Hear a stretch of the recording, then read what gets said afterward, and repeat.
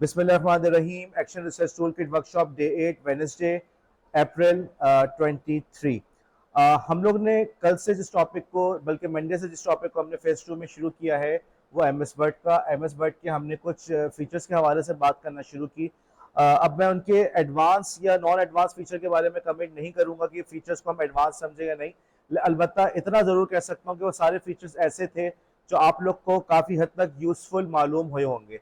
और आज तक अगर इन फीचर्स को यूज़ करने की नौबत इस वजह से नहीं आई क्योंकि कभी इतनी लंबी चौड़ी डॉक्यूमेंट आप लोग को लिखने की ज़रूरत पेश ही नहीं आई।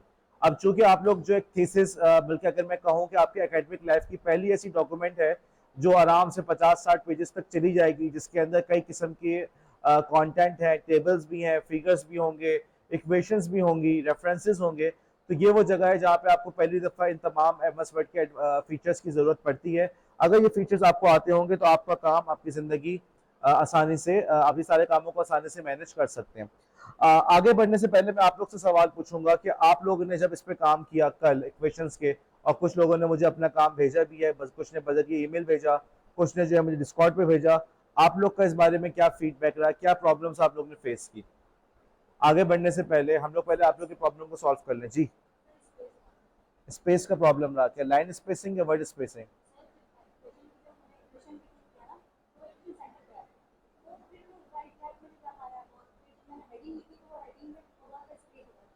ठीक है, ओके। तो एक हिना ने शिकायत की कि सर हमारी जो इक्वेशन है वो सेंटर में क्यों आ रही है, वो साइडों में क्यों नहीं जा रही, एक प्रॉब्लम ये आया। और फिर वो कह रही कि हेडिंग के बाद स्पेस वगैरह जो है, तो उसके अंदर भी उनको एतराज़ है कि, या उनको इशू फेस हो रहा है कि हेडिंग के बाद जो स्पेसिंग है वो भी उनकी मर्जी की नहीं हो रही। और कोई इशू किसी के पास? जी यमुना, एक मिनट यमुना,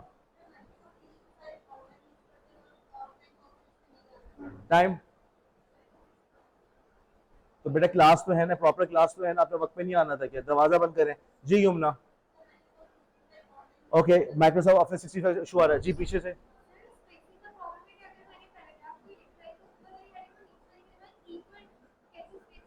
ओके, और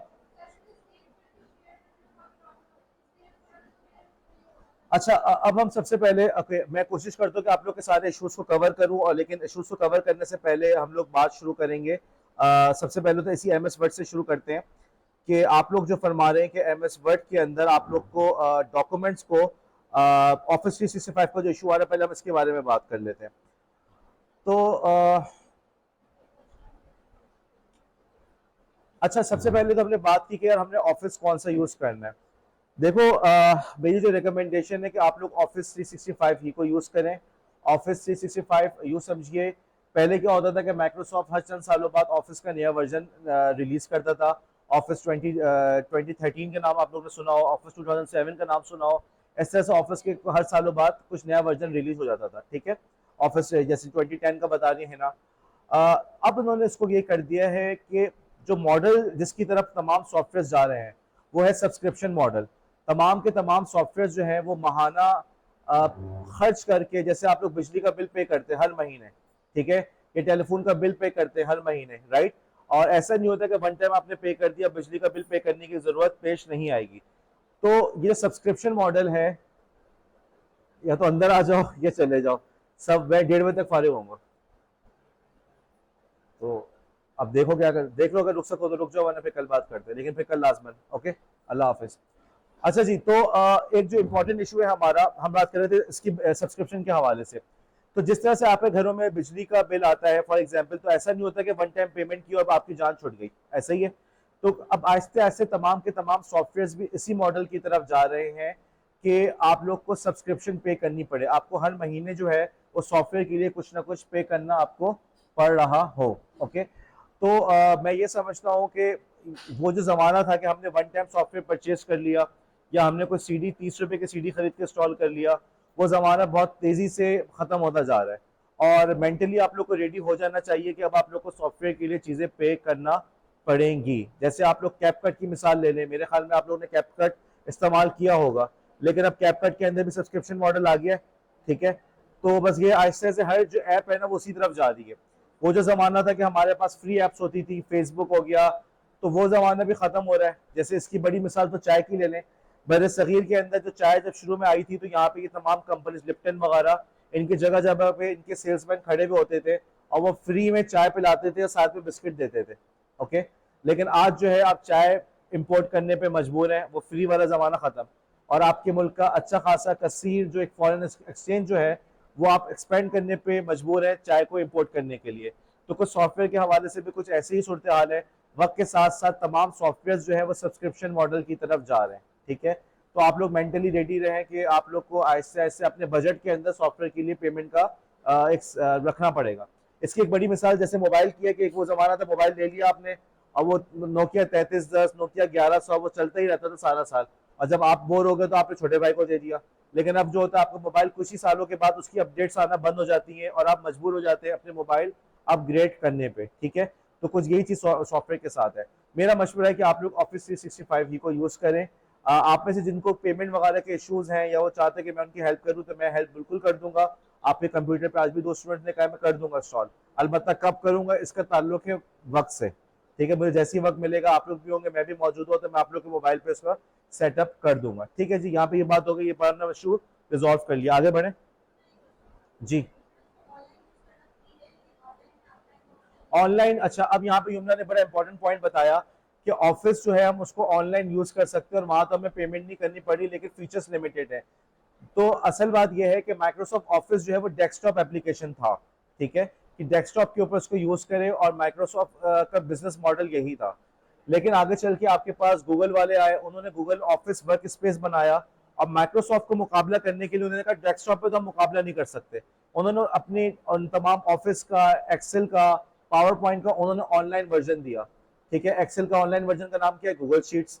पावर पॉइंट का ऑनलाइन वर्जन का नाम क्या है, गूगल की इसमें गूगल स्लाइड्स। ठीक है, गूगल डॉक्स, और उनको आप ऑनलाइन यूज कर सकते थे। अब आहिस्ते बहुत सारे लोगों ने उसको यूज करना शुरू किया और माइक्रोसॉफ्ट को जो अपना मार्केट शेयर था वो खतरे में नजर आया। बहरहाल वक्त के साथ साथ लोगों ने बहुत सारे काम ऑनलाइन भी करना शुरू किए, तो नतीजा ये निकला कि माइक्रोसॉफ्ट ने भी ऑनलाइन अपनी एप्स का वर्जन दिया हुआ है, मोबाइल एप्स भी दी हुई है, अलबत्ता ये सब के सब लिमिटेड हैं। माइक्रोसॉफ्ट ऑफिस के तमाम तर फीचर्स यूज करने के लिए बेहतर है कि आप लोग डेस्कटॉप को लाजमन यूज करें। ओके, ऑफिस के अंदर जो ऑनलाइन वर्जन के अंदर या मोबाइल ऐप के अंदर आपको लिमिटेड फीचर्स ही मिलेंगे, तमाम के तमाम फीचर्स उसके लिए अंदर आप लोग को नहीं मिलेंगे। इसीलिए मैं बार बार ये बात कह रहा हूँ कि आप लोग लैब को यूज कर सकते हैं। आज भी कुछ स्टूडेंट आए थे, जी आप लोग लैब यूज कर सकते हैं, जब चाहे आ सकते हैं, इल्ला ये कि हमारी लैब में जगह नहीं है और मेरी क्लास हो रही हो, लैब में जगह ना हो, तो उस सूरत के अंदर आप लोग जो है, आपको जाहिर सी बात है वो क्लास को पहली प्रायोरिटी शामिल है। लैब के डेकोरम का ख्याल रखें, कंप्यूटर्स को शट डाउन करें, और जो भी यहाँ पे अपने जो रूल्स वगैरह बताते रहते हैं कि टिश्यू वगैरह यहाँ फेंक के मत जाए, उन तमाम रूल्स का ख्याल रखें तो आप लैब को अच्छी तरह से यहाँ पे यूज कर सकते हैं। ठीक है, तो यहाँ पे यमुना के हमने सवाल का जवाब दे दिया। अब हम आगे बढ़ते हैं और अब बात करते हैं थोड़ा सा आप लोग की लाइन स्पेसिंग वगैरह के इशू में बात करता हूँ। अच्छा, बात करने से पहले मैं यहाँ पे आप लोग एक डॉक्यूमेंट दिखा दूँ, ये डॉक्यूमेंट आज मैं आप लोग को सेंड कर दूंगा। ये डॉक्यूमेंट जो है डॉक्टर सुहेल साहब ने ये हमारा टेम्पलेट बनाया है, और जो हमारा कॉलेज है वो आपसे एक्सपेक्ट करता है कि आपने इसी टेम्पलेट के हवाले से अपनी डॉक्यूमेंट को बना के लेकर आना है। आप देख सकते हैं कि सबसे पहले जो टाइटल पेज आ रहा है, टाइटल पेज के अंदर स्टूडेंट का नाम है, सीट नंबर है, लोगो है। अब किसी ने कहा सर देखें यहाँ तो न्यू लाइन इस्तेमाल की गई है, तो इसका मतलब यही नहीं कि आपने करना है। क्यों नहीं करना, एक तो वजह मैं कल बता चुका हूँ, एक और वजह है जो मैं अभी थोड़ी देर में बता रहा हूँ आपको। तो ये आपका जो है आपको नजर आ रहा है यहाँ पे। ठीक है, ये तो आपकी डॉक्यूमेंट है, आपने इस तरह से बनाना है, अपना साल वगैरह लिखेंगे। अगले पेज के ऊपर आप थीसिस का फुल टाइटल आ जाएगा, एक कवर पेज होता है, उसके बाद आपका टाइटल पेज हो जाता है। टाइटल हो गया, सुपरवाइजर का नाम आ गया, आपका बिस्मिल्लाहिर्रहमानिर्रहीम आ गया। अगले पेज में आपने एब्स्ट्रैक्ट लिखना है। ओके, उसके बाद अगले पेज पे डेडिकेशन लिखनी है। अब मैं ये आपको क्यों बता रहा हूँ, मैं इसलिए बता रहा हूँ अभी से कि भाई अभी अब जब हम लोग अपना एमएस वर्ड में आगे बढ़े ना, तो आप लोग के जहन में हो कि सर से सवाल अभी से पूछ लो कि सर फला वाला काम कैसे करना था, फला वाला फीचर कैसे आएगा। तो आपने देखा कि एब्स्ट्रैक्ट लिखा, उसके बाद अगले पेज पे जाके डेडिकेशन लिखनी है। अब किसी ने कहा सर कि हम वो एंटर एंटर एंटर करते रहें, क्या ये तरीका होगा अगले पेज पे जाने के लिए? हम इस बारे में बात करते हैं अभी। डेडिकेशन के बाद आपका डिक्लेरेशन आ जाएगा। ओके, और डिक्लेरेशन के बाद जो है आपका आएगा वहां पे आपका सिग्नेचर है, आपका नाम है, सीट नंबर है, आगे चल के आपके आगे सर्टिफिकेट, सर्टिफिकेट के बाद एक्नॉलेजमेंट, एक्नॉलेजमेंट के बाद आ गया आपका टेबल ऑफ कंटेंट्स। और आप टेबल ऑफ कंटेंट में देखें जो शुरू के नंबर है एब्स्ट्रैक्ट डेडिकेशन, उसके अंदर कौन सी नंबरिंग यूज की गई है, रोमन यूज की गई है। और आगे चल के आपको कौन सी नंबरिंग नजर आ रही है? अरेबिक, इसे अरेबिक नंबर कहते हैं, अरेबिक नंबर आपको नजर आ रहे हैं, ठीक है।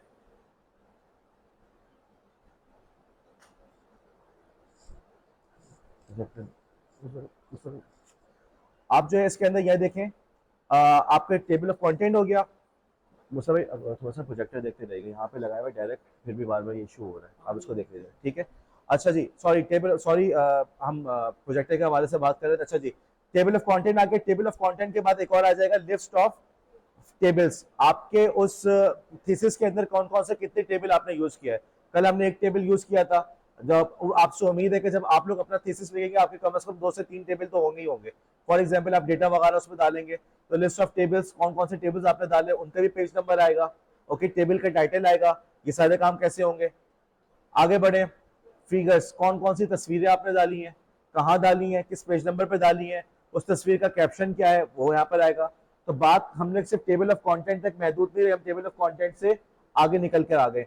मलिया, आज आपने मुझसे सवाल पूछा था टेबल ऑफ कंटेंट के बारे में, आपने वीडियो देखी?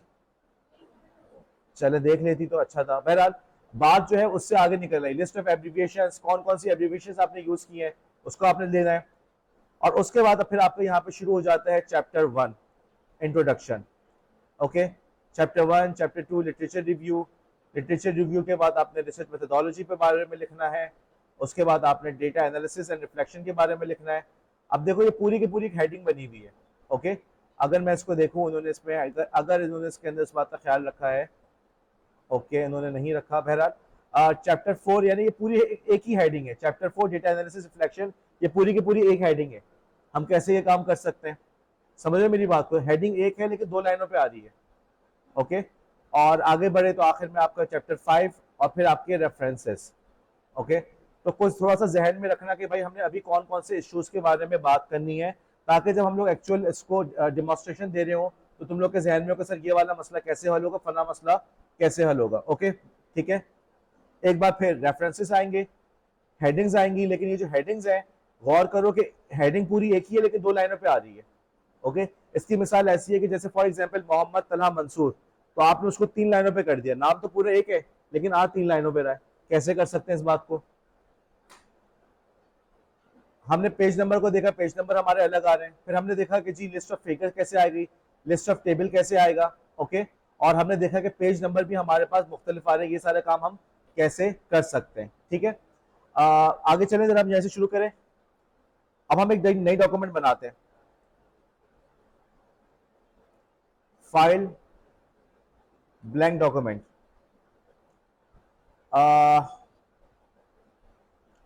थोड़ा सा मैं इसका जूम कम कर दूं ताकि ओके पूरी डॉक्यूमेंट आप लोग को एक ही पेज पे नजर आ जाए, एक ही उसमें नजर आ जाए।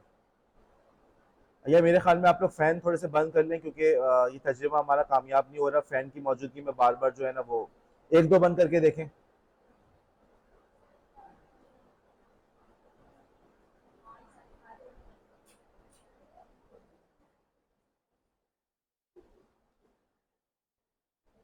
ओके, सबसे पहले हम शुरू करते हैं, हम बात शुरू करते हैं हेडिंग से। ठीक है, हमने लिखी हेडिंग, हमारा चैप्टर 1 इंट्रोडक्शन, ठीक है। और फिर हमने कुछ रैंडम टेक्स्ट लिखा और उसमें कर देते हैं हम 10 पैराग्राफ। रैंडम टेक्स्ट आ गया हमारा। अच्छा, अब हमने कल एक बात की थी भाई, जो हेडिंग है उसके लिए ज़रूरी है कि आपने कौन सा स्टाइल यूज़ करना है, हेडिंग, हेडिंग 1 का, ठीक है। किसी ने कहा सर इसकी शक्ल अच्छी नहीं लग रही, कोई बात नहीं, हम शक्ल इसकी बाद में अच्छी कर लेंगे, अभी हमारा ये कंसर्न नहीं है। अच्छा, उसके बाद फिर हमने डाला चैप्टर 2। अच्छा, जाहिर सी बात है ये वाला काम आप कहाँ पे कर रहे होंगे, आउटलाइन के अंदर। अभी हम यहाँ पे डायरेक्ट कर रहे हैं लिटरेचर रिव्यू। ओके, और अगेन आपने यहाँ पे कुछ रैंडम टेक्स्ट लिखा। ओके, अच्छा ये मेरी थोड़ी गलती हुई है, मेरी गलती को रिपीट मत कीजिएगा, मुझे पहले आउटलाइन में जाकर ही इन सब हेडिंग्स को लिखना चाहिए था। बहरहाल अब शुरू हो गया, हम आगे बढ़ते हैं। लिटरेचर रिव्यू हो गया। उसके बाद थर्ड हेडिंग थी हमारी किसकी? ओके, चैप्टर 3, ठीक है, फिलहाल मैं इतना ही लिख रहा हूँ। ओके, मेथोडोलॉजी, और यहाँ पे भी जो हमने इसको 10 पैराग्राफ इसमें डाले, ये आ गया।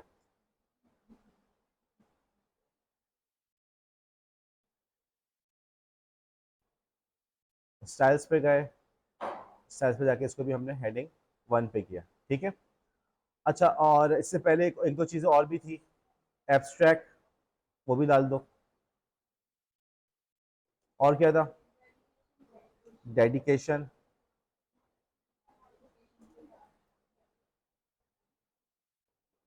और टेबल ऑफ कंटेंट्स भी था, ठीक है। चलो अभी इसी इसी पे इक्तफा करते हैं, आगे बढ़ते हैं। स्टाइल्स पे गए और दोबारा इसको भी हमने कर दिया हेडिंग, डेडिकेशन एक्नॉलेजमेंट, इसको भी कर दिया हमने हेडिंग। और वंस अगेन हमने हर जगह पे एक रैंडम टेक्स्ट डाल दिया।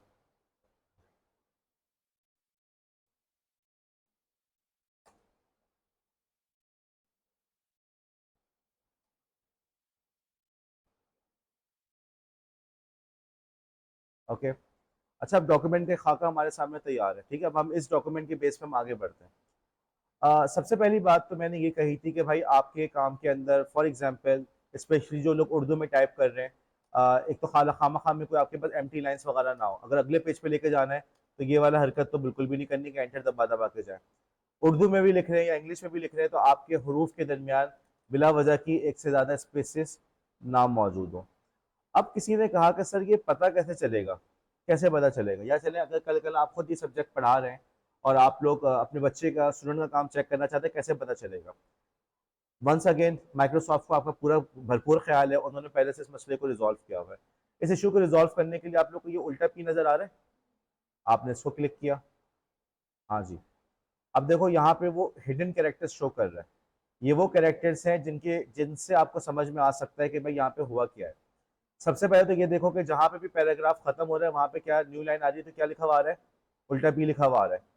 अब यहाँ पे 1 2 3 4 चार आए हुए, इसका मतलब यहाँ पे चार खामा खा की लाइन्स आई हुई हैं।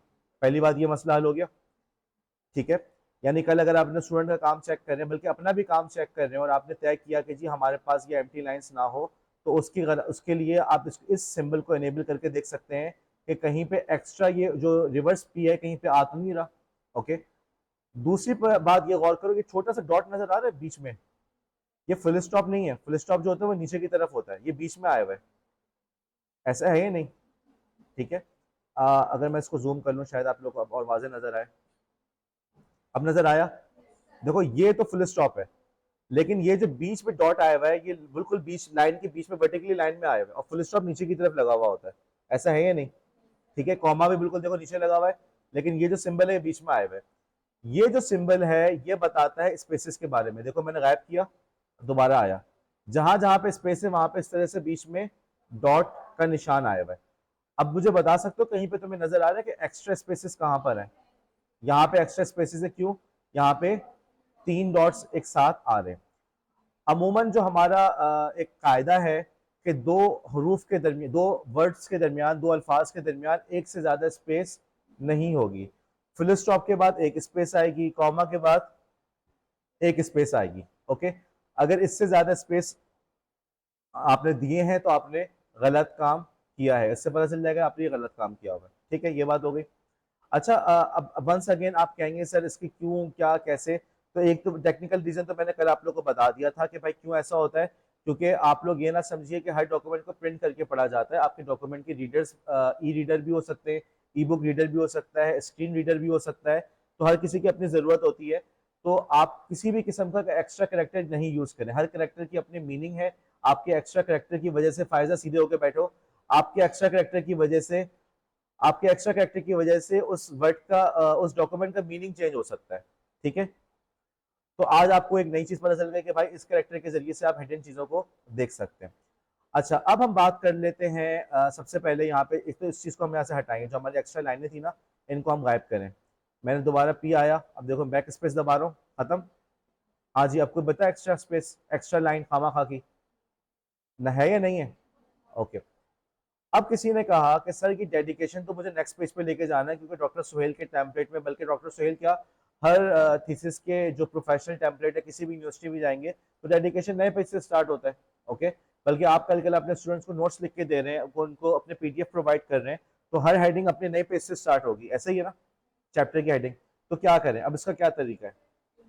इंसर्ट पे जाके तुम्हारे पास एक ऑप्शन आता है जिसका नाम है ब्लैंक पेज का, या page break, sorry page break को तुम यूज करोगे। तुमने यहाँ पे पेज ब्रेक कर दिया, अब देखो अगले पेज पे चला गया। अच्छा किसी ने कहा, अच्छा अभी भी मेरी बात को यकीन नहीं आया, देखो इसको ट्राई कर लो।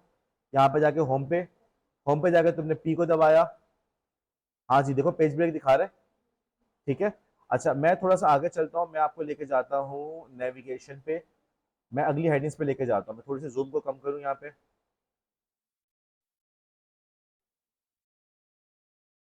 पेज आ गया, एक्नॉलेजमेंट्स, इंट्रोडक्शन। इंट्रोडक्शन को अगले पेज पे लेके जाना है, मैंने क्या किया, दोबारा एक बार फिर इंसर्ट पे गया और पेज ब्रेक। अब देखो पेज ब्रेक के हिडन नो शो करे पेज ब्रेक। बात समझ में आ रही है, हर बात का अपना मीनिंग है। अब तुम्हें भले ये पेज ब्रेक लिखा हुआ नजर नहीं आएगा, ठीक है, लेकिन जो स्क्रीन रीडर है, जो बंदा नाबीना है, उसको कोई पढ़ के सुना रहा है, तो उसको उसको समझ में, उस सॉफ्टवेयर को समझ में आ जाएगा भाई यहाँ पे सिर्फ पेज ब्रेक दी है। अगर तुम एंटर एंटर पढ़ोगे वो कहेगा पता नहीं कोई क्या कोई खास वजह थी जिसकी वजह से उसने न्यू लाइंस दी है। वंस अगेन लिटरेचर रिव्यू पे गए, लिटरेचर रिव्यू यहाँ पर है, इंसर्ट, पेज ब्रेक, और फिर आखिर में हम गए मेथोडोलॉजी पे। अब मेथोडोलॉजी पे जाके भी हमने यहाँ पे किया पेज ब्रेक, ठीक है, एक मसला हमारा सॉल्व हो गया। हम यहाँ पे जाके इस पी को तो हम जरा सा गायब कर दें, ये जो हमारा है ना सेंट्रल करेक्टर्स, हाँ जी पहले से शक्ल हमारी बेहतर हो गई, चीज आ गई। अच्छा अब हम बात करते हैं अगली बात की, यार ये जो चैप्टर 3 और मेथोडोलॉजी है ना, ये अलग अलग लाइन पे आ जाए। ओके, अलग अलग लाइन पे जाके क्या करना है, सबसे पहले तो मैंने एक्स्ट्रा स्पेस को हटाया, कर्सर मेरा कहाँ पर 3 और एम के बीच में है, मैंने दबाया शिफ्ट और एंटर, शिफ्ट और एंटर दबाया, तो हेडिंग मेरी दो लाइनों में स्प्लिट हो गई। ओके अच्छा मैं नहीं दबाता, मैं शिफ्ट के साथ एंटर नहीं दबाता, मैं सिर्फ एंटर दबाता हूँ, मैं सिर्फ एंटर दबा रहा हूँ। ये साइड में देखो, ये हेडिंग का इजाफा हो गया। अब देखो बात बजाहिर एक जैसी है, हदीका बात सुनो, लिखने की जरूरत नहीं, पहले बात सुनो। देखो बजाहिर दोनों का रिजल्ट एक जैसा है। पहले वाले में भी क्या हुआ था कि चैप्टर 3 एक लाइन में, मेथोडोलॉजी एक लाइन पे, मोहम्मद एक लाइन पे, तला एक लाइन पे, मंसूर एक लाइन पे, ऐसा ही है। दूसरा जो तरीका उसमें भी यही किया, लेकिन फर्क क्या हुआ कि जब दूसरे तरीके से हमने किया तो हमारी हेडिंग्स में इजाफा हो गया। अब सॉफ्टवेयर ये समझ रहा है कि चैप्टर 3 अलग हेडिंग है, मेथोडोलॉजी अलग हेडिंग है। क्या ऐसा है, क्या ये बात सही है, क्या सॉफ्टवेयर सही समझ रहा है, गलत समझ रहा है? इस मसले का क्या हल है? इस मसले को हल करने के लिए हम दबाते हैं शिफ्ट एंटर। हाँ जी, अब देखो हेडिंग एक ही है, दो हो गई। ओके एक बार फिर हम जरा पी को इनेबल करके देखते हैं क्या आ रहा है।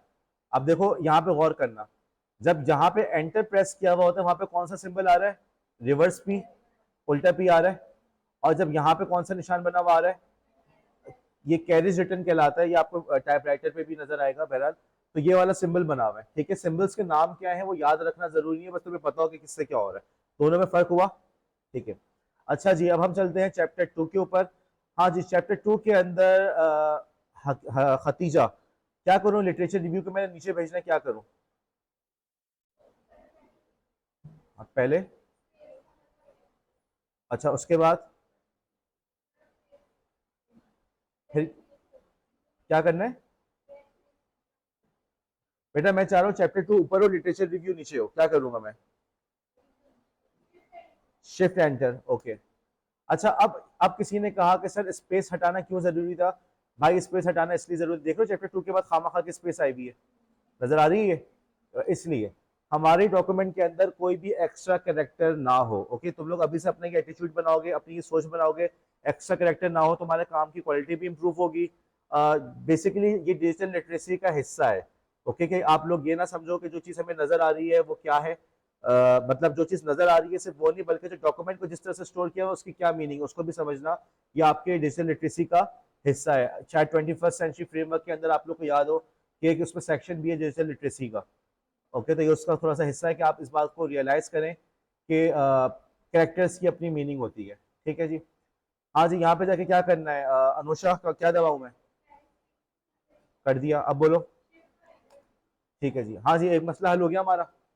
ओके अब बताओ अगला मसला क्या था हमारा? अगला मसला ये है, चलो अगला मसले से पहले हम आगे बढ़ने से पहले जैसे इन हेडिंग्स को उधर बीच में तो कर दें, ठीक है, आगे बढ़ने से पहले, और थोड़ा सा इसकी शक्ल सूरत भी थोड़ी सी कोशिश करते हैं बेहतर करने की। कलर कौन सा यूज करना है? ब्लैक, ओके, गोला गंडा प्रोफेशनल डॉक्यूमेंट्स में नहीं होता। फॉन्ट्स हम यूज करेंगे कौन से? अच्छा, और डॉक्यूमेंट्स में हम लोग कौन से फॉन्ट्स यूज करते हैं? सैंस सेरिफ फॉन्ट होता है, सैंस सेरिफ, ओके। लेकिन यहाँ पे चूंकि इस डॉक्यूमेंट को प्रिंट किया जा रहा है तो इसके अंदर हम लोग कोशिश करेंगे कि हम सेरिफ फॉन्ट यूज करें। मशहूर ज़माना serif font, times new Roman. Okay, हो गया फॉन्ट हमारा। और इसके साथ ही फिर हमने क्लिक किया स्टाइल्स के ऊपर और जाके हमने हेडिंग्स पे राइट क्लिक किया और उससे कहा कि भाई अपडेट कर दो। तो हम उम्मीद करते हैं कि हमारी सारी की सारी हेडिंग्स जो है ओ वाकईतन हमारी उम्मीद सही साबित हुई। सारी की सारी हेडिंग्स जो है एक साथ अपडेट हो गई। ठीक है, अब हम बात करते हैं हिना की जो फरमाइश थी कि सर स्पेसिंग में सेटिस्फैक्ट्री स्पेसिंग नहीं मिल रही। कोई बात नहीं, हम कोशिश करते हैं। यहाँ पे हेडिंग पे क्लिक किया और स्पेसिंग का कौन सा आइकॉन है, कोई मुझे बताएगा कौन सा आइकॉन था? फाइजा, कौन सा आइकॉन है स्पेसिंग के लिए, कहाँ पे जाना होगा? अब तुम्हारा हाथ भी नहीं जाएगा, पॉइंटर हमारे पास है नहीं, तो मुझे ऐसे ही इशारे से बताओ जरा जल्दी से। सबसे ऊपर चला गया मैं, इसके नीचे वाला ये। अच्छा ओके, ठीक है जी। यहाँ गए, यहाँ लाइन स्पेसिंग का ऑप्शन आ रहा है। अच्छा देखो, remove space before paragraph, remove space after paragraph, इसको हटा दोगे तो स्पेस कम हो जाएगी। तो इसका मतलब ये कि जब ऐड किया तो बढ़ गई, लेकिन बात यह कि यार वो मजे वाला मजा नहीं आ रहा, स्पेस अभी भी कम है। ठीक है, और अगर इसको थोड़ा सा, अब हमने किसके इस पे कहाँ पे जाएंगे? लाइन स्पेसिंग ऑप्शन के ऊपर। अब लाइन स्पेसिंग में जाके नजर आ रहा है आफ्टर पे लिखा हुआ है 4 पॉइंट और बिफोर पे लिखा हुआ है 18 पॉइंट, किस किसको नजर नहीं आ रहा? आगे फातिमा नजर आ रहा है? ओके गुड, चलो किसी बहरहाल आगे वालों को नजर आ रहा है। अब देखो आफ्टर के लिए हमने यहाँ पे जाकर उसको बढ़ाना शुरू कर दिया। मैं एरो पे कर रहा हूँ 12, 18, 24, 30, 30 पॉइंट। ओके किया, आज इतनी स्पेस आ गई। क्या ख्याल है, सही है ना? ख्वाहिश पूरी हो गई, मसला हल हो गया। दोबारा मैंने इसको सिलेक्ट किया, चैप्टर 1 हेडिंग को, स्टाइल पे गए और स्टाइल पे जाके हेडिंग पे राइट क्लिक किया। ओके ओके, और हमने इसको किया और हमारी ये तो सारी की सारी हेडिंग्स ऐसी हो गई। अब किसी ने कहा कि अच्छा वैसे यार इसका ताल्लुक देखो सिर्फ लिटरेचर तुम्हारे थीसिस से नहीं है, कल कल अपने बच्चों को भी जब आप काम दे रहे होगे ना तो आप इस बात को नोट करना, बच्चों को ना एक खास स्पेसिंग के साथ डेटा देना होता है। अगर चीजें बिल्कुल मिली हुई हो ना तो बच्चे ओवरवेल्म फील करते हैं। इन्फॉर्मेशन, इसको कहते हैं इन्फॉर्मेशन डेंसिटी, कितनी सी जगह में आपने कितनी इन्फॉर्मेशन दी दी है। जब किसी भी डॉक्यूमेंट के अंदर इन्फॉर्मेशन डेंसिटी ज्यादा होती है तो बच्चे कंफ्यूजन फील करते हैं। ठीक है, तो थोड़ा सा स्पेसिंग का ख्याल हमें रखना चाहिए। स्पेसिंग का सवाल किसका था यहाँ पे? आपका था अनुषा, और कुछ बताना है मैंने यहाँ पे? अच्छा, आ, बात को कंप्लीट करने की गरज से मैं दोबारा बता दूं, यहाँ पे जाके आपने उसको नॉर्मल टेस्ट को जस्टिफाई किया। फॉर एग्जांपल आपने यहाँ पे लाइन की स्पेसिंग बढ़ा दी, आपने कहा जी डबल लाइन स्पेसिंग होना चाहिए। ओके, और स्टाइल्स में जाके आपने फिर इसको जाके अपडेट कर दिया नॉर्मल को, और सारा नॉर्मल आपका इसी स्टाइल में हो जाएगा। ठीक है जी, जी बोलें। अभी मैं इसी बात करूंगा, 2 मिनट सब्र कीजिएगा, मैं बताता हूँ आपको। अच्छा, ये चैप्टर 1 की हमारी हेडिंग की स्पेसिंग थोड़ी बढ़ गई है, इसको हम थोड़ा सा कम कर लेते हैं। होम पे गए, होम पे जाके हमने क्लिक किया इस पे। ओके, और दोबारा हमने स्टाइल को अपडेट कर दिया। अच्छा, ये एक मसला हमारा हल हो गया। अब हम थोड़ा सा पेज नंबर्स की बात करें। ठीक है, इक्वेशंस की मैं बाद में बात करता हूँ, हम थोड़ा पेज नंबर की बात करते हैं। इंसर्ट पे गए, पेज नंबर ये रहा, और bottom of the page again ये आ गया आपका। ठीक है, पेज नंबर आ गया आपका, काफ़ी है, मसला हल हो गया। अलबत्ता अलबत्ता अलबत्ता हमें तो ये बताया गया है कि जो शुरू वाला सेक्शन है एब्स्ट्रैक्ट, इसमें रोमन नंबर आए, यहाँ तो 1 आ रहा है। डेडिकेशन 2। अच्छा, और एक और बात उन्होंने फरमाइश की है कि जी चैप्टर 1 जहाँ से शुरू हो रहा है वहां से भी काउंटिंग स्टार्ट हो रही हो 1 से, यहाँ तो 4 से स्टार्ट हो रही है। अब क्या करें? इशू समझ में आया? ठीक है, ये मसला है। ओके, चलो शुरू से हम इसको सॉल्व करते हैं। सबसे पहले हम चलते हैं एब्स्ट्रैक्ट पे। एब्स्ट्रैक्ट पे जाके मैंने क्लिक किया इस अरेबिक नंबर के ऊपर ताकि वो लेकर आए, डबल क्लिक किया, नंबर आ गया। और यहाँ पे गए हम किस पे? पेज नंबर के ऊपर। पेज नंबर के अंदर ऑप्शन आ रहा है फॉर्मेट पेज नंबर का, हम फॉर्मेट पेज नंबर पे गए। ओके, और देखो यहाँ पे नंबर फॉर्मेट आ रहे हैं। अब नंबर फॉर्मेट में गए तो देखो ये अलिफ बे जी ते भी दिखा रहा है। अब कल कल कोई उर्दू वाला है कि सर सफदर नाम से कहा है कि जी ये रोमन में नहीं होगा, हमारे जो नंबर है एब्स्ट्रैक्ट वगैरह के वो अलिफ बे ता अलिफ क्या होता है, बा ता वगैरह जो है इस पर आएगा, तो भाई आप यहाँ से जाके चेंज करेंगे। ठीक है, समझ में आएगी बात। नीचे चले जरा सा, देखो कहीं पे रोमन आ रहा है इसके अंदर, ये तो आ गया आपकी उर्दू, ABC आ गया। हाँ, ये आ गया रोमन। ओके जी, एंटर। और फिर मैंने किया ओके। आपका ये आ गया रोमन, देखो 1 रोमन चल रहा है। डेडिकेशन में आ रहा है आपका रोमन 2, और इसी तरीके से यहाँ पर आ रहा है चैप्टर 1। अच्छा, लेकिन चैप्टर 1 पे पहुंचे तो यहाँ पे फिर यहाँ पे भी न्यूमेरिक आ रहे हैं, क्या करें यहाँ पे। अच्छा, देखो सबसे पहले तो यहाँ पे ये काम करो, सबसे पहले ये काम करो, तुमने पहले लास्ट टाइम क्या किया था, पेज ब्रेक किया था ना। अच्छा, इस पेज ब्रेक को खत्म करते हैं। अच्छा, सबर करना, मैं बताता हूँ क्या कर रहे हैं। चैप्टर 1 पे गए, इसको जरा पीछे लेके जाओ ताकि हमारा पेज ब्रेक खत्म हो जाए।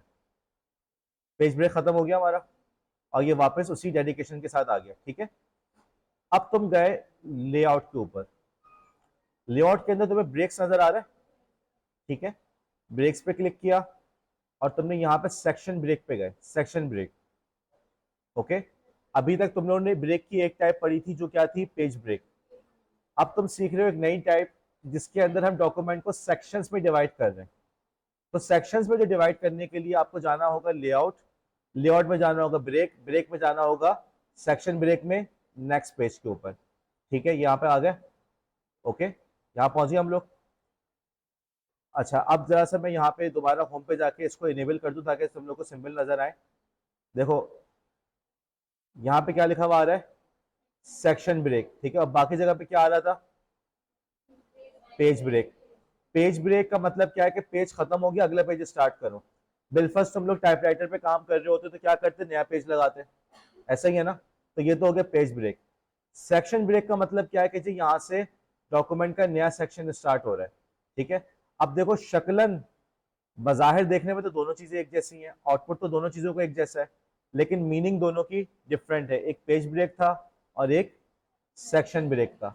ठीक है, अच्छा यहां तक बात हुई। अब हम चलते हैं जरा सा नीचे, यहाँ लाइन नंबर के ऊपर। यहाँ पहुंच के हमने इस पर डबल क्लिक किया। ओके, हम गए दोबारा पेज नंबर के ऊपर, हम गए फॉर्मेट पेज नंबर पे। इसको हमने कहा कि तुमने कौन सा यूज करना है, ऊपर वाला जो है अरेबिक नंबर। और हमने कहा यहाँ पे लिखा हुआ है कंटिन्यू फ्रॉम प्रीवियस सेक्शन, इसको नहीं कहा हमने, नहीं, स्टार्ट करना 1 से। ओके, क्लोज किया मैंने। ओके जी, अब आके देखो हमारा डेडी एब्स्ट्रैक्ट कहाँ से, कौन सा नंबर चल रहा है, यहाँ पे क्या लिखा हुआ है 1। मलिया 2.5, यहाँ क्या लिखा हुआ है 2, कौन में लिखा हुआ है, किस कौन सी लैंग्वेज में लिखा हुआ है, रोमन में लिखा हुआ है। और चैप्टर 1, हाँ जी, ये किस पे लिखा हुआ है, अरेबिक में लिखा हुआ है। ठीक है, मसला हल हो गया। और आप लोग ने पहले सीख लिया, वरना लास्ट सेमेस्टर जो आप लोग का भी बैच पास आउट हुआ है, उनके मेरे पास मैसेज आते रहे कि सर ये इशू कैसे रिजॉल्व होगा, तो ये इशू इस तरह से रिजॉल्व होगा। ठीक है जी। अब किसी ने कहा सर वो चैप्टर 1 की शक्ल खराब हो गई थी, कोई मसला नहीं है, चैप्टर 1 को आपने सिलेक्ट किया और फिर किस पे गए, स्टाइल के ऊपर, हेडिंग के ऊपर। हाँ जी, शक्ल सही हो गई। और 1 के बाद आपने दोबारा शिफ्ट दबा के, हाँ जी, मसला हल हो गया। अब देखो स्टाइल से तुम लोग काम करोगे, तुम्हारा काम कितना आसान हो रहा है, कभी शक्ल सूरत खराब हो जाए तो तुम्हें परेशानी नहीं है, तुम्हें पता कोई बात नहीं, मेरा वो स्टाइल के अंदर मौजूद है, मैं वहां से उसको वापस लेकर आ जाऊंगा। ठीक है, अच्छा थोड़ा सा हम ऊपर चलते हैं दोबारा। और अच्छा जी, ये तो हमारा सेक्शन हो गया एब्स्ट्रैक्ट। डेडिकेशन दूसरे पेज पर आ गया, एक्नॉलेजमेंट इसको भी दूसरे पेज पे लेके जाना है। तो जी एक्नॉलेजमेंट के ऊपर हम गए, और हम कहाँ पे जाएंगे, इंसर्ट के ऊपर। अब किसी ने कहा सर ये पेज ब्रेक तो इंसर्ट में आ रहा है, और जो दूसरा वाला ब्रेक आपने बताया वो लेआउट में आ रहा है। तो यार माइक्रोसॉफ्ट वालों ने ये कहा कि भाई ये जो लेआउट के अंदर सेक्शन ब्रेक आ रहे हैं ना, इसको हर कोई यूज नहीं करता, कम लोग यूज करते हैं, तो इसलिए जो कॉमन ऑप्शन था उसको उन्होंने यहीं पे कर दिया। इतनी सी बात है। ठीक है जी, ये आ गया। अच्छा अब उसके बाद मेरे ख्याल में टेबल ऑफ एक्नॉलेजमेंट के बाद टेबल ऑफ कंटेंट था। अब हम टेबल ऑफ कंटेंट पे चलते हैं। अब यहाँ पहुंच के मलिहा का सवाल कि सर टेबल ऑफ कंटेंट हमने कैसे डालना है, तो हमने टेबल ऑफ कंटेंट इस तरीके से डालना है। इंसर्ट गए, पेज ब्रेक, नया पेज स्टार्ट हुआ, इंसर्ट ब्लैंक पेज, नया पेज पे पहुंच गए। अब हम लोग टेबल ऑफ कंटेंट के लिए कहाँ पे जाएंगे, एक मिनट, सानी के बराबर में जो है, क्या नाम है बेटा आपका, जोर से बोलो। जी बुशरा, कहाँ जाएंगे, टेबल ऑफ कंटेंट डालना चाह रहा हूँ, क्या करना है मैंने,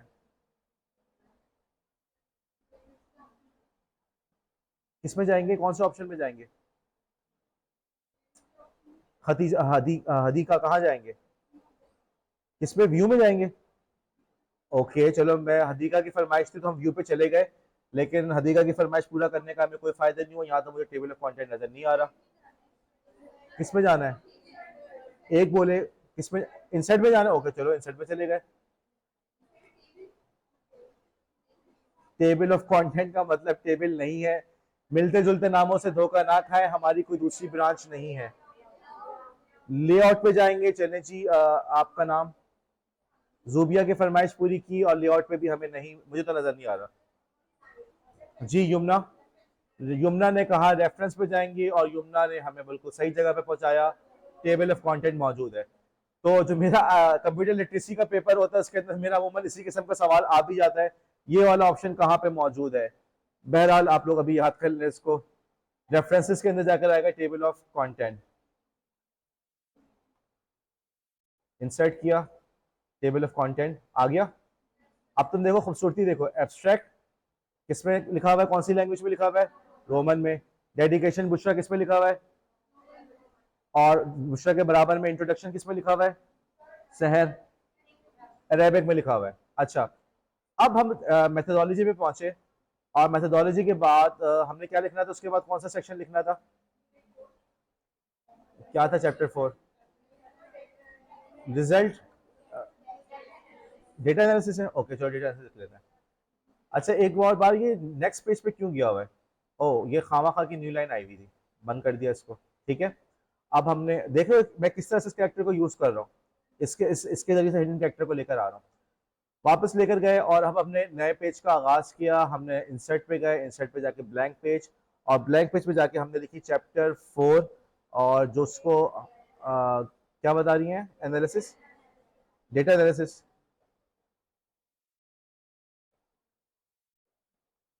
डेटा एनालिसिस, और अगेन इसके अंदर हमने थोड़ा सा रैंडम टेक्स्ट डाल दिया।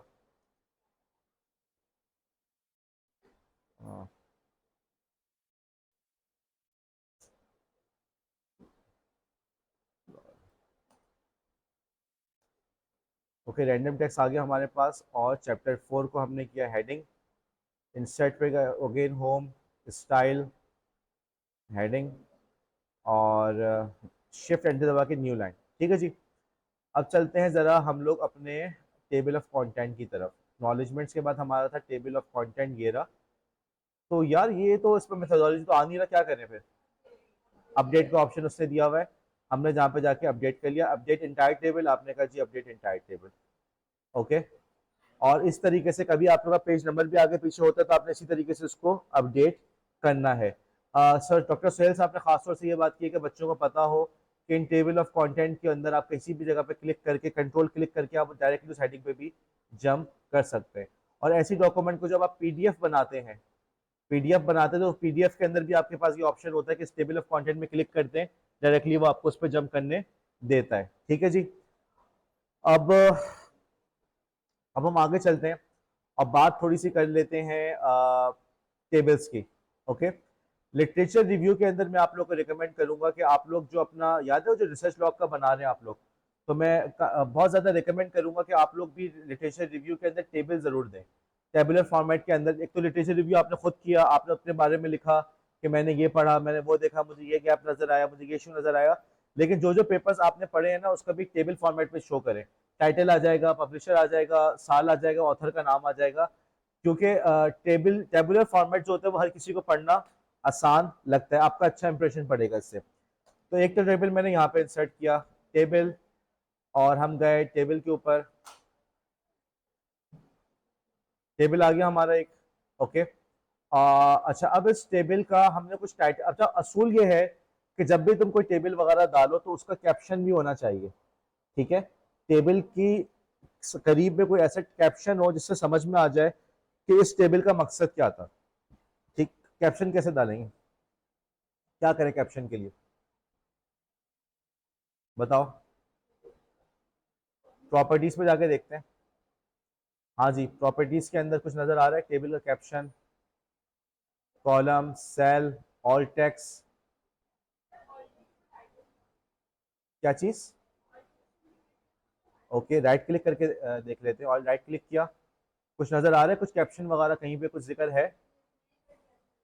नज़र आया कहाँ पर है कैप्शन? ओके, अब देखो वो खुद कह रहा है कि पूरी बुक का पहला टेबल है, तो खुद ही टेबल 1 लिखा हुआ है। आपने स्पेस दी और इस टेबल का नाम आपने रखा डेमो। डेमो, ठीक है। टेबल कहाँ पे कैप्शन आना चाहिए, ऊपर या नीचे? अभी हमने कहा चलो ऊपर आना चाहिए। इसका रूल है, मैं बताता हूँ बाद में, कि टेबल का कैप्शन कहाँ पर आएगा, ऊपर आएगा नीचे आएगा, बाद में बताता हूँ। ठीक है, ओके किया। हाँ जी, कैप्शन आ गया। ओके, आगे बढ़ते हैं। आगे बढ़ के हम मेथोडोलॉजी के अंदर भी एक टेबल डाल देते हैं। अभी यमुना को हमने कल एक सवाल असाइन किया था, आज यमुना ने उसका जवाब भी देना है टेबल के हवाले से। एक बार फिर हमने एक टेबल इंसर्ट किया और फिर हमने इस पर राइट क्लिक किया और हमने इसका डाला इंसर्ट में जाके, इंसर्ट कैप्शन, और टेबल 2 स्पेस दिया और मैंने इसका नाम रख दिया for example Yamuna. Okay, okay हो गया। अच्छा, थोड़ी सी हम लोग तस्वीरें भी डाल के देख लेते हैं। आगे चलते हैं, यहाँ पे कोई तस्वीर इंसर्ट करते हैं। मैंने पहले से कुछ तस्वीरों को अपने पास डाउनलोड किया हुआ है। मैं इंसर्ट पे गया, इंसर्ट और picture from this device. Okay,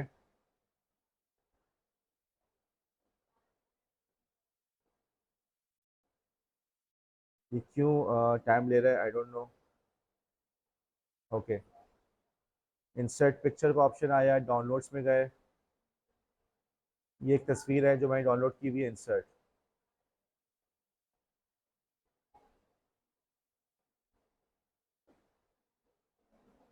तस्वीर आ गई, ठीक है। किसी ने कहा सर तस्वीर का साइज बहुत बड़ा है, जी कोई मसला नहीं है। आप तस्वीर का साइज को वैसे भी ड्रैग करके छोटा कर सकते हैं और क्रॉप वगैरह भी कर सकते हैं। ऊपर से सारी ऑप्शंस उनके पास मौजूद है, अपने हिसाब से आप ये काम कर सकते हैं। कैप्शन डालना है, कैप्शन को ऑप्शन के ऊपर नजर आ रहा है आप लोग को? नहीं आया? ओके, चलो फिर राइट क्लिक करके देख लेते हैं। हाँ जी, यहाँ पे कैप्शन का ऑप्शन नजर आ रहा है और इसका नाम हमने रख दिया। ओके, अच्छा अब देखो यहाँ पे क्या लेबल, क्या करना है, लेबल सेलेक्ट करना है। क्लिक किया फिगर का, ये फिगर है। ओके, आप टेक्निकल जो डॉक्यूमेंट्स होती है उसमें पिक्चर की जगह, डायग्राम की जगह फिगर का वर्ड यूज होता है। ओके, तो आपने यहाँ पे फिगर को सिलेक्ट किया और जो है आपने इसका नाम डाल दिया फॉर एग्जांपल इकरा। ओके, हाँ जी, ये नीचे आ गया। क्यों नीचे आया था? क्योंकि जब हमने उस पर क्लिक किया था तो उसमें ऑप्शन था बिलो का, तो हमने उसको चेंज नहीं किया। ठीक है जी, ये आपका फिगर आ गया। अच्छा, अब हम देखते हैं कि यार हमने किस तरीके से इसका टेबल हम डाल सकते हैं। एक्नॉलेजमेंट्स में गए। अच्छा, ये देखो बीच ये जो कंटेंट है ना, ये साइड में नहीं आ रहा यार। देखो साइड में आ रहा है तुम्हें कंटेंट्स का? बात कौन कर रहा है? अच्छा, ओके, कंटेंट जो है इसके अंदर ये देखो यहाँ साइड में नजर आ रहा है? नहीं नजर आ रहा। इसकी वजह ये है कि इसको हमने जाके स्टाइल पे, अभी उसको हमने हेडिंग बनाना है। स्टाइल पे क्लिक किए, हेडिंग। ओके, खुद ब खुद साइड में भी आ गया और कंटेंट भी आपकी इसी फॉर्मेट में आ गया। अच्छा, आगे बढ़े। अब हमने बात की कि यार हमें यहाँ पे इंसर्ट करना था। खाली जगह पे क्लिक किया और मैंने इंसर्ट किया ब्लैंक पेज, और दूसरे पेज पे जाके, ओके एक और बार मैंने क्लिक किया ब्लैंक पेज। अब मैंने यहाँ पे इंसर्ट करना है table of, list of tables. कौन से टेबल्स थे? इसके लिए भी मैं जाऊंगा रेफरेंसेस में। रेफरेंसेस में जाके मैंने देखना है, हाँ जी कुछ नजर आ रहा है, इंसर्ट टेबल ऑफ फिगर्स आ रहा है और इसी में आता है इंसर्ट। चलो मैं इस पर क्लिक करता हूँ। ओके, इसने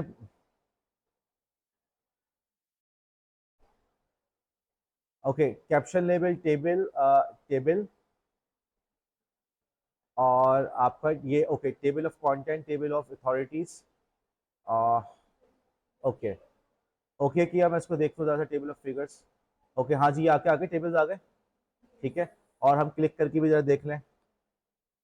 ओके जी, सही जगह पे पहुंचा दिया उसने। ठीक है, वापस चले। कंटेंट्स इंट्रोडक्शन से पहले था हमारा लिस्ट ऑफ टेबल्स। अच्छा, अब किसी ने कहा कि सर लिस्ट ऑफ टेबल की हेडिंग नहीं आई, तो भाई यहाँ पे आपको खुद ही डालनी होगी लिस्ट ऑफ टेबल्स, और उसको आपने करना होगा स्टाइल पे जाके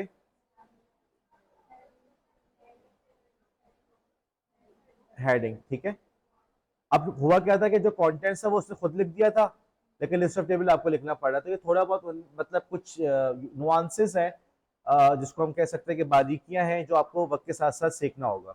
अब किसी ने कहा सर लिस्ट ऑफ फिगर्स कैसे डालते हैं, यार वो आप मुझे करके दिखाएंगे। ओके, आज मैं इंशाल्लाह आप लोग का असाइनमेंट दे रहा हूँ, आप लोग मुझे करके दिखाएंगे, उस पर बात करते हैं।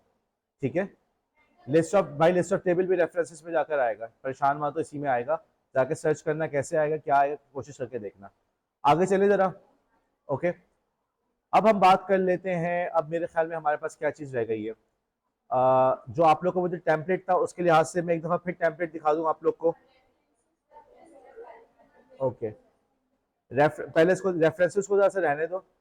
रेफरेंसेस के लिए मैं आप लोग को एक सॉफ्टवेयर है जो फेस 3 जोटेरो में मैं बताऊंगा कि रेफरेंसेस जो है हम उस सॉफ्टवेयर की मदद से कितनी आसानी से मैनेज कर सकते हैं।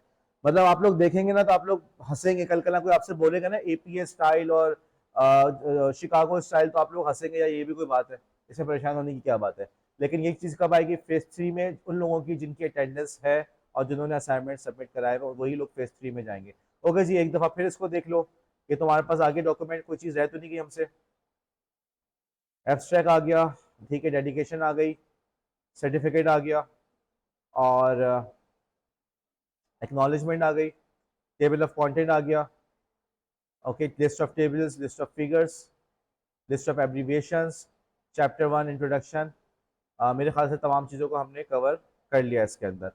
अब हम चलते हैं थोड़ा सा इक्वेशंस की जो फरमाइश थी हिना की, कि सर इक्वेशंस के अंदर हमें काम सही नहीं हो रहा। सबसे पहली बात तो ये कि भाई आप इंसर्ट पे गए और आपने की यहाँ पे इक्वेशन, इसके अंदर एक ऑप्शन होता है जिसमें बनी बनाई इक्वेशंस होती हैं, इसी को यूज़ कर लेते हैं जल्दी से। ओके जी, ये बीच में आ गया। अब हिना ने कहा कि सर ये बीच में आया हुआ है, यार आप साइड में करके तो देखो।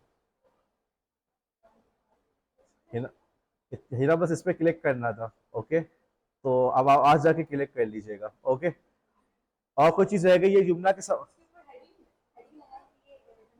ओके, हिना ने पूछा इस पे हेडिंग लगाएंगे, ये डिपेंड करता है ये आपके और आपके बच्चों का जाती मामला, में बीच में टांग नहीं अड़ाऊंगा कि आप जब बच्चों को लेसन प्लान बना के दे रही हैं या उनको वर्कशीट बना के दे रही हैं तो आप कैसे देना चाहते हैं, आपकी मर्जी है, अपने तौर पे देखें। ठीक है, और अगेन ये आजकल हम लोग आईसीटी के अंदर फ्रेमवर्क्स ही पढ़ रहे हैं, और उन आईसीटी के हमने फ्रेमवर्क्स पढ़े, टीपैक, सैमर, यूनेस्को फ्रेमवर्क, तो वहाँ पे यही वाली बात हो रही है कि नॉलेज के लेवल्स होते हैं, तो आप पे ऊपर है कि आप किस हद तक यूज़ करें। एक तरीका तो यही है, पहला लेवल तो यही कि आपने मैथ्स इक्वेशन जो यहाँ पे बना दी।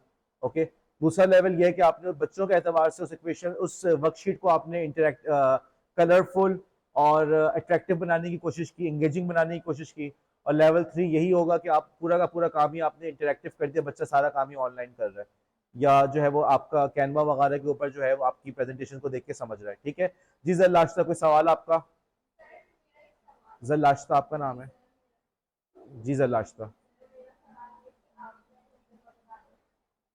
आउटलाइन एक दफा फिर बताते हैं। ओके जी, और जर लाश्ता के बराबर में कौन है? क्या?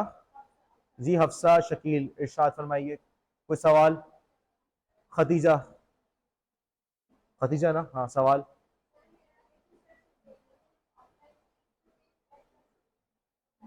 उसमें पेज ऐड कर सकते हैं जी, अगर आप इतनी काबिल हैं, आप समझती हैं कि उसमें कमी है तो आप बिल्कुल ऐड कर सकती हैं जी। पेज, या पेज ऐड करने से क्या मुराद है, कंटेंट तो वैसे भी आपने खुद उसमें लिखना है, तो फिर, हाँ तो फिर आगे।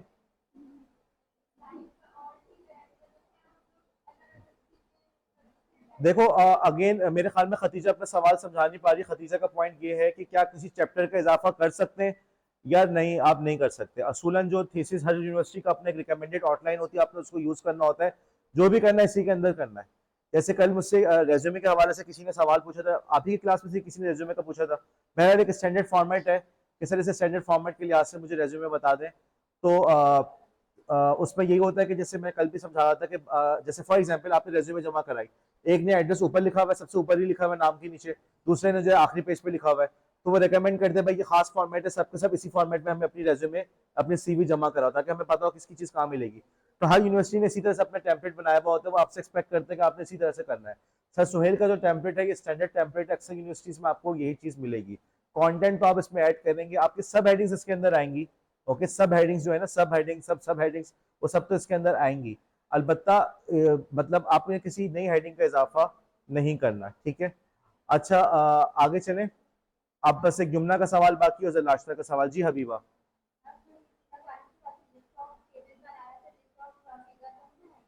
वो आप बनाएंगे, वो आप खुद बनाएंगी। आज आपका असाइनमेंट है, आज आपने जाके लिस्ट ऑफ फिगर्स बनाना है, ठीक है। बस अब मैं आगे, हाँ फायदा स्टार्ट।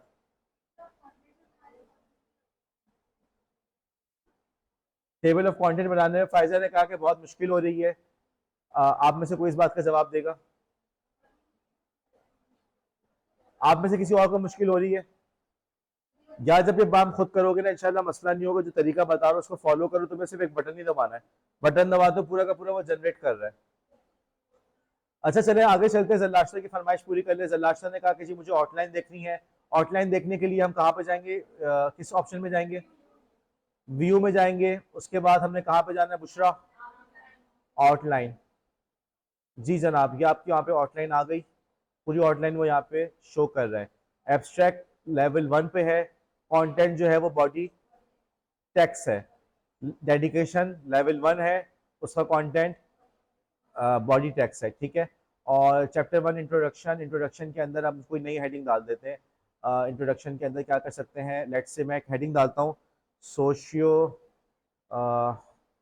इकोनॉमिक इम्पैक्ट, ठीक है। और इसको मैंने करना है सब हेडिंग है। जैसे अभी वो पूछ रही है ना खतीजा कि हम अपनी मर्जी से कुछ डाल सकते हैं, जी बिल्कुल डाल सकते हैं, सब हेडिंग डाल सकते हैं। तो इंट्रोडक्शन की सब हेडिंग है, तो इंट्रोडक्शन अगर लेवल 1 पे है तो सब हेडिंग किस लेवल पे आएगी? लेवल 2 पे आ जाएगी, ठीक है जी। बन गई है हेडिंग आपकी सेप 2। ओके, इस तरह से। जी लास्ट सवाल क्या फरमा रही हैं? ओके जी, लास्ट को समझ में आ गया। अब हम यहाँ से आगे बढ़ते हैं और अब हम चलते हैं यमुना के सवाल की तरफ। यमुना ने कहा कि सर क्या ऐसा मुमकिन है कि लेट्स से हमने यहाँ पे एक टेक्स्ट लिखा, रैंडम 5 लाइनें हो और हर में तीन सेंटेंसेस हो, 5 पैराग्राफ 3 सेंटेंसेस, ठीक है। हमने एक पैराग्राफ पे थोड़ी सी अलग से हमने कुछ काम किया। ओके, हमने ज़रा सा इसको कर दिया इटैलिक। ओके, और इटैलिक के अलावा इसको हमने कर दिया बोल्ड भी कर दिया, चलो। और जो है हमने इसको थोड़ा सा हाईलाइट भी कर दिया, ठीक है। और इस यूँ समझ लो जैसे कि सर सफदर के पेपर के लिए आप लोगों ने यहाँ पे कोई शेर व शायरी की है, ठीक है। आपने ज़रा इसको बीच में लेकर आ गए और यहाँ से भी आप इसको लेके जब भाई बीच में आ गए, ठीक है। अब आगे चल के आपने कहा यार यही वाला स्टाइल मैंने यहाँ भी कॉपी करना है। ओके, क्या करें? एक तरीका तुम्हारे पास है, तुमने जाके टेक्स्ट को सिलेक्ट किया, उसके बाद क्या करना है आगे बताओ जरा, क्या करना है? एक मिनट जोर से बोलो फायदा। तो अच्छा, फायजा फरमा रही है कि कंट्रोल कॉपी करके पेस्ट कर दे, तो भाई वही टेक्स्ट कॉपी हो रहा है ना फिर तो। हम तो फॉर्मेट कॉपी करना चाह रहे हैं।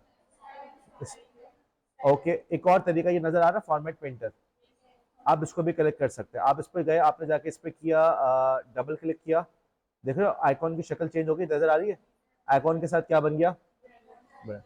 जाके जहां पे तुम इसको सिलेक्ट करोगे, देखो वो वहां पे हो गया, ठीक है। आ, इसको पूरा सिलेक्ट करके भी आप इस तरह से इसमें कर सकते हो। अच्छा, ये फॉर्मेट पेंटर जो है ना यार, ये मुझे हमेशा इसने तंग किया है। बहरहाल ये पूरा का पूरा उसने सिलेक्ट कर दिया, पूरा का पूरा वहां पे इंप्लीमेंट हो गया, ठीक है। आप कहीं आगे बढ़े, आपने कहा जी हम आगे बढ़ के कहीं और भी इंप्लीमेंट करना है, हाँ जी लिटरेचर रिव्यू के अंदर इस पे करना है। वंस अगेन आपने इसको सिलेक्ट किया, ब्रश चल रहा है ना अभी तक, ब्रश हमारा इनेबल है, हो गया। और हमने इस पे जाके स्केप दबाया तो हमारा ये ब्रश, स्केप की प्रेस की तो ब्रश हमारा खत्म हो गया। तो यही तरीका आप लोग टेबल के साथ भी यूज कर सकते हैं। दूसरा तरीका ये है कि आप जाके न्यू स्टाइल क्रिएट करके उसके अंदर सिलेक्ट करके आपने नया स्टाइल बना लिया और उसको आपने इम्प्लीमेंट कर दिया। तो ये चीज़ थोड़ी सी करने का काम है, ये आप लोग को करना चाहिए। अब कोई चीज़ आप लोग के जहन में सवाल? जी खतीजा। ओके, मैं उर्दू कंपोजिंग के हवाले से बात करना चाह रहा था लेकिन 1:20 हो चुका है, लिहाजा कल से 12:20 पे लाजमन लाजमन हम लोग 12:20 पे क्लास स्टार्ट कर देंगे और दरवाज़ा भी बंद कर देंगे। जो आया सो आया, जो नहीं आया वो बाहर ही रह गया। अब सवाल ये है यहाँ पे खतीजा का, तो खतीजा के सवाल का जवाब डॉक्टर सुहेल ने पहले से किया हुआ है। एक डॉक्यूमेंट है एपीए के स्टाइल की, इनकी ऑफिशियल वेबसाइट से हमने डाउनलोड की है। ये डॉक्यूमेंट मैं आज आप लोग से शेयर कर दूंगा और आप लोग इसको कल पढ़ के आए, तशरीफ लाएं, कल हम लोग बात करेंगे। अब देखें जैसे सारे आपके सवालों का जवाब दिया हुआ है, मार्जिन कितनी हो, फॉन्ट कितना हो, लाइन स्पेसिंग कितनी हो। देखो लाइन स्पेसिंग के बारे में क्या कहते हैं, एक मिनट रुकना, स्क्रॉल पे गए, इनेबल स्क्रॉलिंग, ओके। हाँ जी, लाइन स्पेसिंग के बारे में क्या कह रहा है, डबल स्पेसिंग हो फॉर द इंटायर पेपर, पूरा का पूरा पेपर जो है डबल स्पेसिंग पर हो, ठीक है। एक और बात, do not at blank lines before और आफ्टर हेडिंग्स, हेडिंग से पहले और आखिर में ब्लैंक लाइंस ना डालो। Do not add extra spacing between paragraph, हाँ जी समझ में आया। तो कल हम क्यों जोर दे रहे थे कि जी एक्स्ट्रा स्पेसिंग वगैरह आपने नहीं करनी। ये डॉक्यूमेंट आप लोग कल पढ़ कर आए, अब आपने कहा कि सर कैसे पढ़ें भाई, अब तक तो आप लोग लिटरेचर रिव्यू कर रहे होंगे, तो उम्मीद है कि आप लोग जो है ये काम अब तक कर चुके होंगे। कल जो है हम लोग सबसे पहले तो बात करेंगे थोड़ी सी उर्दू कंपोजिंग के हवाले से, ओके। उसके बाद आप लोग जो लैपटॉप लेकर आ सकते हैं लैपटॉप लेकर आए, हम कल कॉलेज में यहाँ पे थोड़ा सा प्रैक्टिकल करने की कोशिश करेंगे। और मैं क्विज टेस्ट भी आप लोग का इंशाल्लाह ताला लूंगा, वो भी ऑनलाइन होगा। तो लैपटॉप जो लोग लेकर आ सकते हैं वो लेकर आए। एक बात जो बार बार सामने आ रही है, दो बातें मैं अर्ज करूंगा कि सर लैब का वाईफाई दे दें। यार देखो, पहली बात जो मेरी तरह समझने की कोशिश करना कि वाईफाई के हवाले से पहले तो कॉलेज की जो हमारी पॉलिसी है वो ये कि जी हमने स्टूडेंट्स को देना नहीं है, ठीक है। अब आप कह सकते हैं सर क्यों नहीं देना, इसलिए नहीं देना कि जब मैंने इस कॉलेज को ज्वाइन किया था तो लैब के पास नेट चलता ही नहीं था लैब के अंदर, ठीक है। हम नेट कनेक्टेड तो होता था लेकिन हम कुछ भी डाउनलोड नहीं कर पाते थे। और उस वक्त तमाम कंप्यूटर्स को विंडोज को अपलोड करने के लिए मुझे अपना 50 GB का डेटा पैकेज यूज करना पड़ा था, फुल 50 GB। जो इतने सालों में मैंने जमा किया था वो सारा का सारा यही लैब में चला गया था। और अभी भी हम यही समझते हैं कि जब भी हम स्टूडेंट्स को ज्यादा एक्सेस देना शुरू करते हैं तो हमारा जो अपना ऑफिशियल काम होता है लैब का, पूरे कॉलेज में यहीं से नेट जा रहा है, ऑफिस वगैरह हर जगह पे काम मुतासिर होने लगता है, ठीक है। पहला पॉइंट तो ये। दूसरा पॉइंट ये है कि भाई जिस तरीके से आप लोग अपने घर से अपनी पेन पेपर सब कुछ लेकर आते हैं, आप लोग ये एक्सपेक्ट नहीं करते कॉलेज के अंदर आपको पेन दिया जाएगा, पेपर दिया जाएगा, ठीक है ना। तो इसी तरीके से बेटा डेटा पैकेज भी एक ऐसी चीज है जो आप लोग को समझना चाहिए। टेक्नोलॉजी का दौर है, 21st सेंचुरी में आ गए, 21st सेंचुरी फ्रेमवर्क भी पढ़ चुके हैं, आईसीटी पढ़ भी चुके हैं और पास भी कर चुके हैं। तो यार अब तो आप लोग को रियलाइज करना चाहिए कि भाई टेक्नोलॉजी के बगैर गुजारा नहीं है।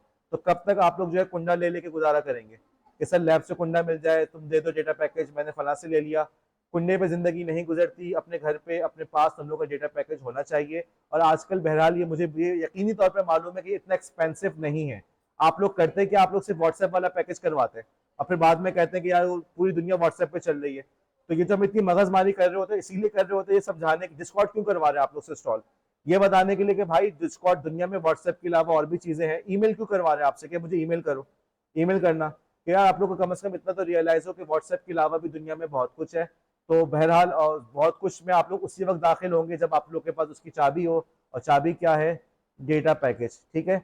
आखिरी बात, जो वीडियो के लेक्चर्स को हम लोग अपलोड कर रहे हैं यूट्यूब के ऊपर। अच्छा, अब आप लोग में से शायद कोई कह सकता है सर यूट्यूब पे ना इसलिए हमें कह रहे हैं कि सर को पैसे मिलते हैं।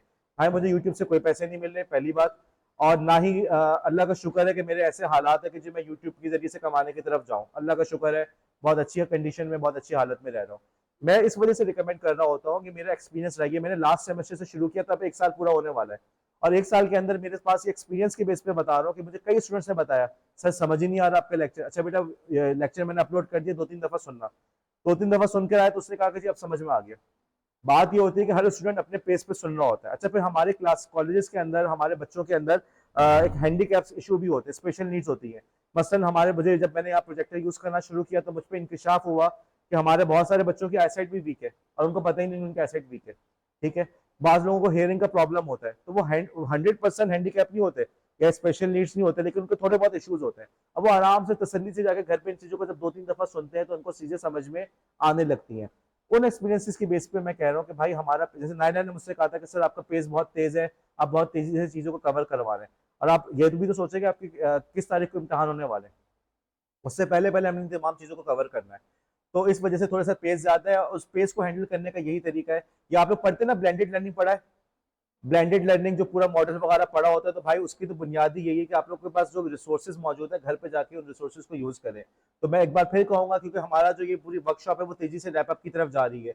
कल परसों तक हमारा फेज 2 कंप्लीट हो जाएगा, फिर फेज 3 है। आप लोग की थोड़ी बहुत छाटी करेंगे, प्रिंसिपल साहब भी करेंगे, उसके बाद फेज 3 स्टार्ट होगा, उसके बाद हम वर्कशॉप को रैपअप कर रहे हैं। तो बजाय से कि फिर दोबारा मेरे पास है कि सर फला चीज समझ में नहीं आई थी, क्योंकि मेरे पास वक्त नहीं होगा। आपको लोग को मेरे ख्याल में अंदाजा ही होगा कि मेरी एंगेजमेंट यहाँ कॉलेज में ज्यादा है।